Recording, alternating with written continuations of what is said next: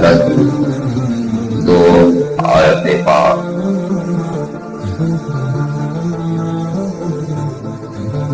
ہم نے تلاوت کیا ہے۔ اللہ تبارک و تعالی ارشاد فرماتا ہے،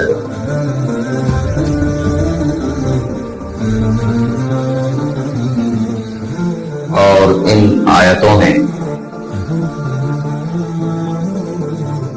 اللہ نے اپنے بندوں سے جو کچھ کہا ہے ہم سب کے لیے سبق ہے۔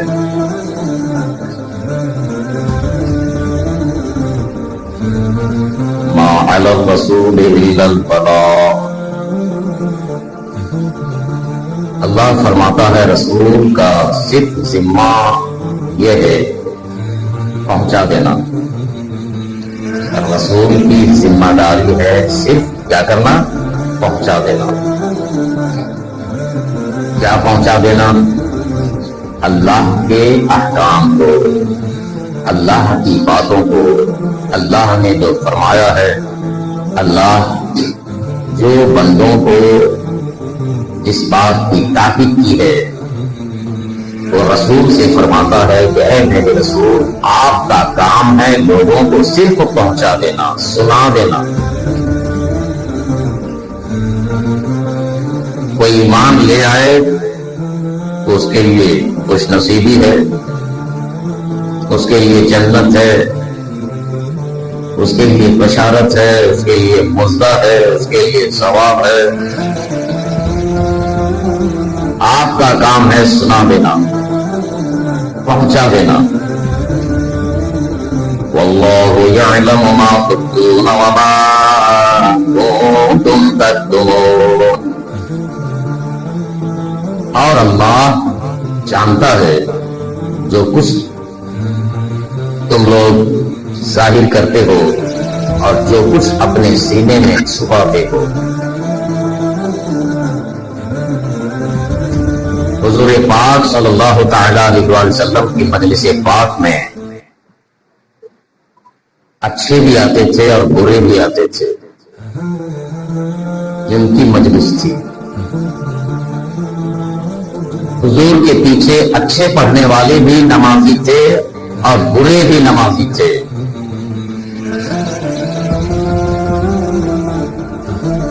اللہ والے بھی تھے اور شیطان والے بھی تھے، اور ہر دور میں یہ معاملہ رہا۔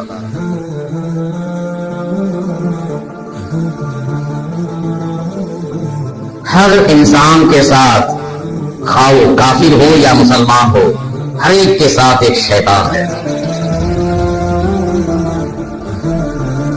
وہ عورت ہو یا مرد ہو، کافر ہو یا مسلمان ہو، عالم ہو یا غیر عالم ہو، نبی ہو یا غیر نبی ہو، ہر ایک کے ساتھ ایک شیطان ہے۔ جب کوئی مسلمان اچھی بات کرتا ہے تو یہی بات سمجھ میں آتی ہے کہ یہ نیک اور صالح اعمال کی بات کر رہا ہے، اللہ اس کے رسول کی بات کر رہا ہے۔ اور جب کوئی بری بات کرتا ہے تو یہی بات سامنے آتی ہے کہ انسان ہے تو ایمان والا مسلمان،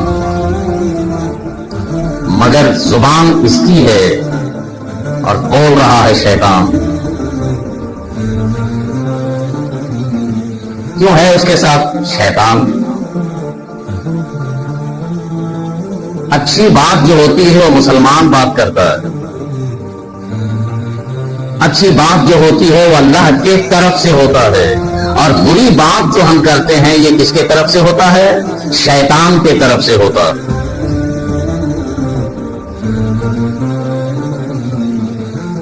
واللہ یعلم ما تبدون وما کنتم تکتمون،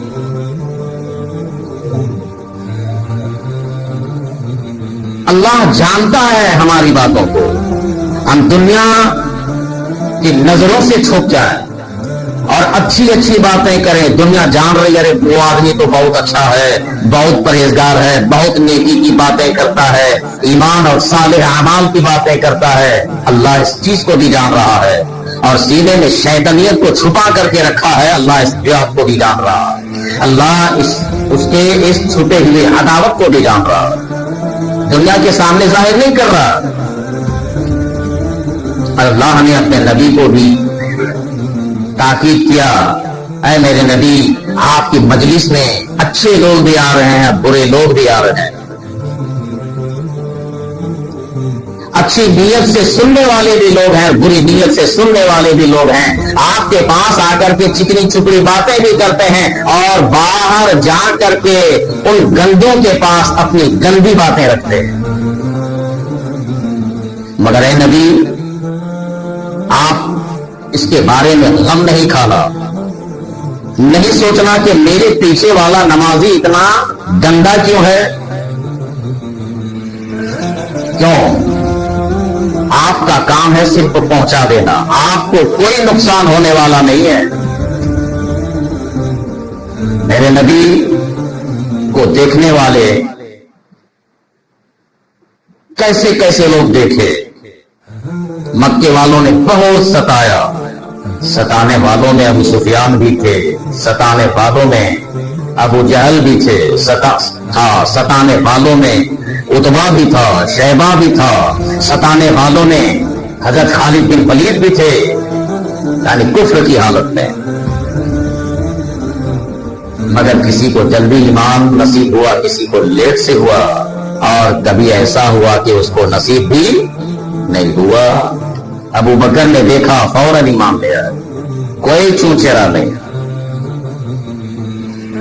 حضرت عمر کو ایمان لانے میں لیٹ ہوا, بڑی عداوت تھی, بڑا بغض تھا. علماء کرام سے آپ نے سنا ہوگا, تلوار لے کر کے نکلے تھے کہ آج محمد صلی اللہ علیہ وسلم کا خاتمہ کر دوں گا. کتنی عداوت تھی. مگر حق کے سامنے باطل کو سر جھکانا ہی پڑتا ہے, چاہے کل کا باطل ہو یا آج کا باطل ہو یا قیامت تک کے لیے جو بھی باطل آئے گا, حق کے سامنے اسے جھکنا ہی پڑے گا.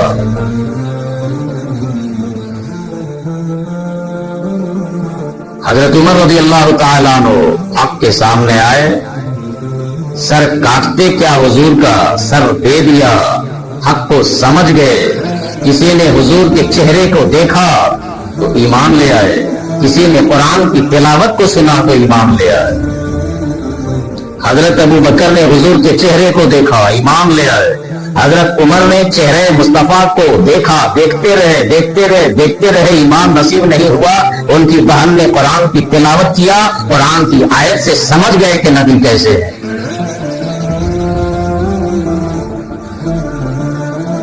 رونے لگے تھے نا حضرت عمر. قرآن کو دیکھ کر کے حضور کے قریب ہو گئے. کوئی حضور کو دیکھ کر کے قرآن کے قریب ہو گیا. اور اللہ سب کچھ جانتا ہے.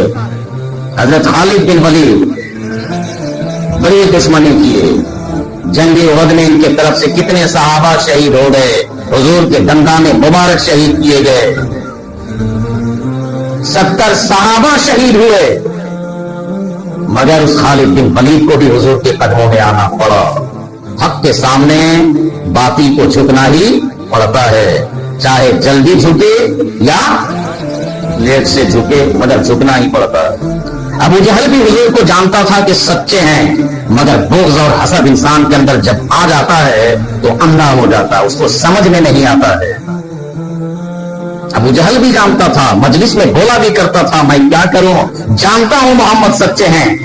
بچپن سے لے کر کے ان کی جوانی تک میں نے دیکھا ہے, کبھی جھوٹ بولتے نہیں دیکھا, کبھی دغا کرتے نہیں دیکھا, کبھی فتنے کی بات کرتے نہیں دیکھا. مکے میں ان کی طرح طرح کی زندگی کو میں نے دیکھا ہے. میں جان رہا ہوں محمد سچے ہیں, مگر کیا کروں, محمد تو ماننے کا دل ہی نہیں کرتا ہے. اور انجام کیا ہوا؟ برے کا انجام برا ہی ہوتا ہے. خالد بن ولید لڑتے لڑتے ایمان والے ہو گئے, ابو سفیان نے دشمنی کرتے کرتے ایمان قبول کر لیا، کلمہ طیب پڑھ لیا، ابو جہل دیکھتا رہ گیا، ایمان قبول نہیں ہوا، ایمان نہیں آیا۔ اور پھر جنگ بدر میں یہ ہوا کہ جنگ بدر میں چھوٹے چھوٹے بچوں کے ذریعے سے ابو جہل مارا گیا۔ چھوٹے چھوٹے بچوں نے جنگ بدر میں حضور سے کہا تھا، یا رسول اللہ سنا ہے ابو جہل آپ کو گالی دیتا ہے، سب کچھ برداشت کر لوں گا مگر آپ کے غداروں کو اور آپ کے گستاخوں کو اور آپ کے دشمنوں کو برداشت نہیں کروں گا۔ ان بچوں نے چھوٹے چھوٹے تلوار کو اٹھایا، جنگ ہو رہی تھی اور یہ دونوں چھوٹے بچے ابو جہل کو ڈھونڈ رہے تھے، ڈھونڈا اور پھر اس کو ایسا نظام مارا کہ ابو جہل گھوڑے سے زمین کے پر نیچے آ گیا اور پھر تڑپنے لگا اور پھر تڑپتے تڑپتے جان بھی دے دیا۔